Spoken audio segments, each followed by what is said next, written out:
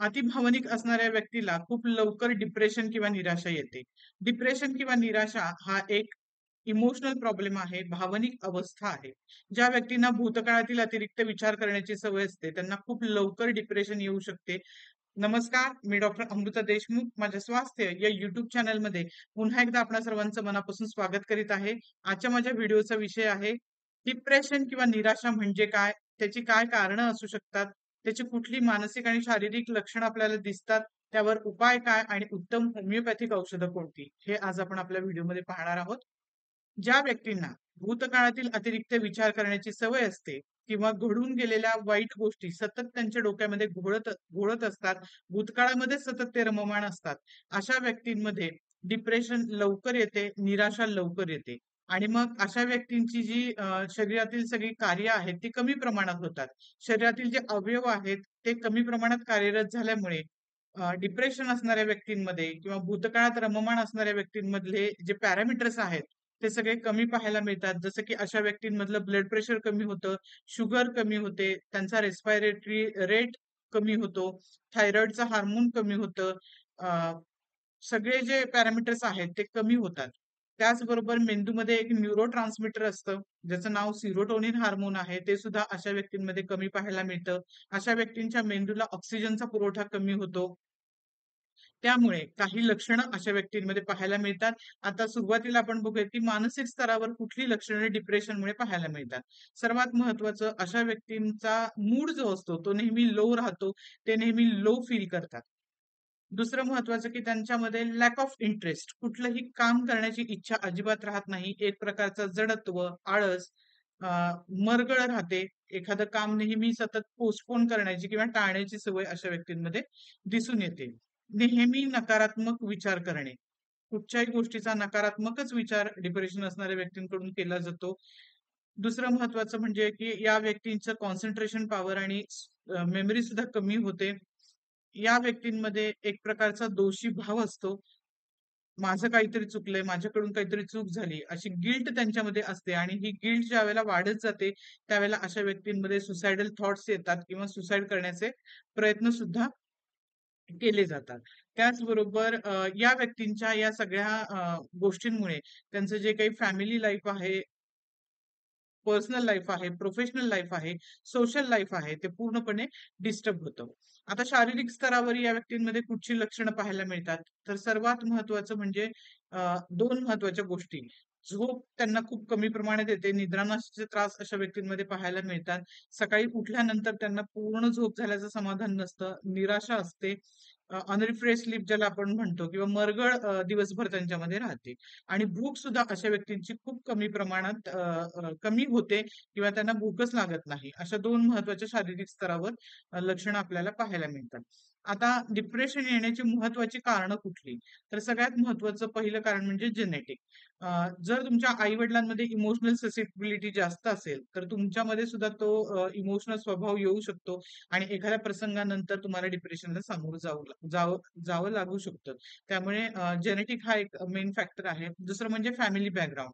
तुमच्या कुटुंबातील वातावरण कसं आहे? जर कुटुंबामध्ये नेहमी सतत कलह असतील, वाद असतील, एक प्रकारचं लॅक ऑफ कम्युनिकेशन, संवाद जर तुमच्या फॅमिली मेंबर्समध्ये होत नसेल, इन्सिक्युरिटी, असुरक्षितता असेल, तर निश्चितपणे अशा कुटुंबातील व्यक्तींना डिप्रेशनला सामोरं जावं लागतं.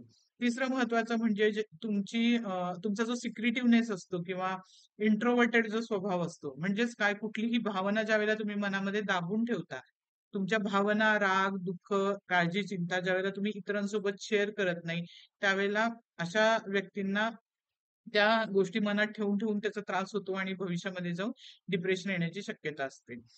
काही व्यक्तींना आपल्या जवळच्या जीवापाड करणाऱ्या व्यक्तींचा ज्यावेळेला मृत्यू होतो, अशा वेळेला दुःखद प्रसंगामुळे सुद्धा डिप्रेशन येण्याची शक्यता ही खूप प्रमाणात पाहायला मिळते. जवळच्या व्यक्तीच्या मृत्यूनंतर काही लोकं डिप्रेशनमध्ये जाऊ शकतात. काही विद्यार्थ्यांमध्ये, तरुण मुलांमध्ये त्यांचं जे गोल सेटिंग असतं ते खूप हायर लेव्हलवरचं असतं आणि ते जर गोल त्यांच्याकडून ध्येय त्यांचं पूर्ण केलं गेलं नाही, त्याच्यामध्ये जर त्यांना फेल्युअर आलं, तर अशा विद्यार्थ्यांमध्ये, तरुण मुलांमध्ये आपल्याला खूप लवकर डिप्रेशन आल्याचं सुद्धा पाहायला मिळतं. त्यानंतर ज्या व्यक्तींमध्ये फायनान्शियल लॉस होतो, आर्थिक तोटा होतो आणि मग एखादा धक्का त्यांना त्या तोट्यामुळे बसला जातो आणि त्यानंतर ते डिप्रेशनमध्ये जातात.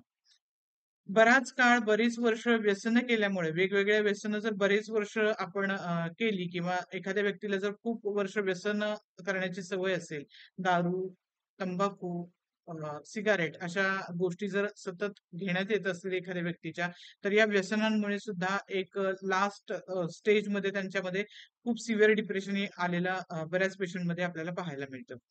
ज्या व्यक्तींना खूप मेडिकेशनची सवय आहे, त्यांना भरपूर आजार असतात आणि खूप काळ ते दीर्घकाळ औषधं घेत असतील, तर अशा व्यक्तींमध्ये सुद्धा डिप्रेशन येण्याची शक्यता जास्ती असते. तर ही काही महत्त्वाची कारणं होती ज्याच्यामध्ये खूप लवकर डिप्रेशन येऊ शकतं. मग आता यासाठी आपण काय करू शकतो? तर खूप छोट्या-छोट्या गोष्टी आहेत त्या आपल्याला करायच्या आहेत. स्वतःसाठी क्वालिटी टाईम द्यायचा आहे, वेळ काढायचा आहे. स्वतः वेळ देऊन स्वतः योगा, मेडिटेशन, प्राणायाम या सगळ्या गोष्टी करायच्या आहेत. ब्रीथिंग एक्सरसाइज करायचा आहे. ब्रीथिंग एक्सरसाइज हा अतिशय महत्त्वाचा एक्सरसाइज आहे डिप्रेशनमधून बाहेर येण्यासाठी. ते तुम्ही करू शकता. त्याचबरोबर जे काही तुमच्या इमोशन्स आहेत, त्या तुम्ही इतरांसोबत शेअर करायला पाहिजेत. तुम्ही सोशल राहायला हवं. तुमच्या ज्या सगळ्या भावना आहेत, त्या जवळच्या मित्रांसोबत, नातेवाईकांसोबत शेअर केल्या तर तुमचं मन हलकं होतं, मनावरचा ताण कमी होतो, निराशा मनामधील कमी होऊन जाते. त्यामुळं आउटपुट मिळणं हे सुद्धा महत्वाचं आहे इमोशन्सला. त्यामुळे सोशल राहणं गरजेचं आहे. आणि तुमचे जे गोल सेटिंग आहे ते नेहमी रिअलिस्टिक गोल तुम्ही सेट करा जेणेकरून ते तुमच्या कॅपॅसिटीनुसार पूर्ण केले जातील. जर तुमची कॅपॅसिटी कमी आहे आणि तुम्ही जर हायर गोल सेट केले आणि ते जर पूर्ण नाही झाले, तर निश्चितपणे अशा व्यक्तींना डिप्रेशन येण्याची शक्यता असते. तर या काही महत्त्वाच्या गोष्टी होत्या, जे डिप्रेशन टाळण्यासाठी निश्चितपणे मदत करणार आहेत. आता आपण पाहणार आहोत, की होमिओपॅथीमध्ये कुठली औषधं आहेत. आज मी तुम्हाला फक्त औषधांची नावं आणि त्याची पोटेन्सी सांगणार आहे. जी डिप्रेशनसाठी खूप महत्त्वाची अशी औषधं आहेत. अ, ही सगळी औषधं आपल्याला 1 पोटेन्सीमध्ये घ्यायची आहेत, म्हणजे हायर पोटेन्सीमध्ये घ्यायची आहेत. कारण डिप्रेशन हा मी मगाशीच सांगितलं, की इमोशनल प्रॉब्लेम आहे. ज्यावेळेला प्रॉब्लेम पेशंटचा मेंटल किंवा इमोशनल असतो, सायकोसोमॅटिक केस असते, अशा कंडिशनमध्ये आपण हायर पोटेन्सीज नेहमी देत असतो. त्यामुळे ही औषधं 1 पोटेन्सीमध्ये महिन्यातून 2 वेळा म्हणजे 15 दिवसातून 1 सिंगल डोस, महिन्यातून 2 डोस अशा आपल्याला या औषधांचे घ्यायचे आहेत. पहिलं जे औषध आहे ते ऑरम मेटॅलिकम 1 ऑरम मेटॅलिकम 1 दुसरं औषध म्हणजे इग्नेशिया 1 तिसरं सेपिया 1 आणि जर खूप प्रमाणात वीकनेस किंवा लॉस ऑफ इंटरेस्ट आपल्याला पेशंटमध्ये पाहायला मिळाला, तर अशा पेशंटला आपण ॲसिड फॉस नावाचं मदर टिंक्चर पाव कप पाण्यात 15 थेंब दिवसातून 3 वेळा असं 15 दिवसांसाठी देऊ शकतो. दुसरं महत्वाचं म्हणजे होमिओपॅथीमध्ये ज्या बॅच फ्लॉवर रेमेडीज आहेत, त्या बॅच फ्लॉवर रेमेडीज मधलं न्यू लाईफ कंपनीची जी रेस्क्यू रेमेडी आहे, 30 सीएच पोटेन्सीमध्ये 30 सीएच पोटेन्सी मधली रेस्क्यू रेमेडी जी बॅच फ्लॉवर रेमेडी आहे, त्या औषधाचे 2 थेंब दिवसातून 3 वेळा जिभेखाली जर तुम्ही घेतले महिनाभरासाठी, तर निश्चितपणे डिप्रेशनमधून बाहेर येण्यासाठी मदत होते. तर ही काही बेस्ट होमिओपॅथिक औषधं होती डिप्रेशनसाठी. तरी सुद्धा मी नेहमी सांगते, की डिप्रेशनला तुम्ही कुठच्याही प्रॉब्लेमला तुम्ही जवळच्या होमिओपॅथिक डॉक्टरांची कन्सल्ट करा. तुमची डिटेल केस टेकिंग द्या. त्यानुसार तुम्हाला तुमच्या शरीर प्रकृतीचं औषध डिप्रेशनसाठी दिलं जातं आणि ते अतिशय उत्तम औषध असणार आहे. त्यामुळे डॉक्टरांच्या सल्ल्याने नेहमी औषध घ्या. तुम्हाला जर माझ्याकडे डिप्रेशनसाठी फ्री अपॉइंटमेंट बुक करायची असेल, तर माझा WhatsApp नंबर खाली डिस्क्रिप्शन बॉक्समध्ये दिलेला आहे. त्यावर तुम्ही संपर्क करू शकता. आजचा व्हिडिओ तुम्हाला कसा वाटला? आवडला असेल तर माझ्या व्हिडिओला लाईक करा. चॅनलवर नवीन असाल तर चॅनलला सबस्क्राईब करा. हा व्हिडिओ इतर गरजूंसोबत शेअर करा. कमेंट बॉक्समध्ये कमेंट करून सांगा व्हिडिओ कसा वाटला. यापुढे तुम्हाला कुठचे व्हिडिओ पाहायला आवडतील आणि जर तुमचे काही प्रश्न असतील तर नक्की विचारा. त्याची उत्तरं देण्याचा मी प्रामाणिक प्रयत्न करेन. भेटूयात पुढच्या व्हिडिओमध्ये. तोपर्यंत धन्यवाद.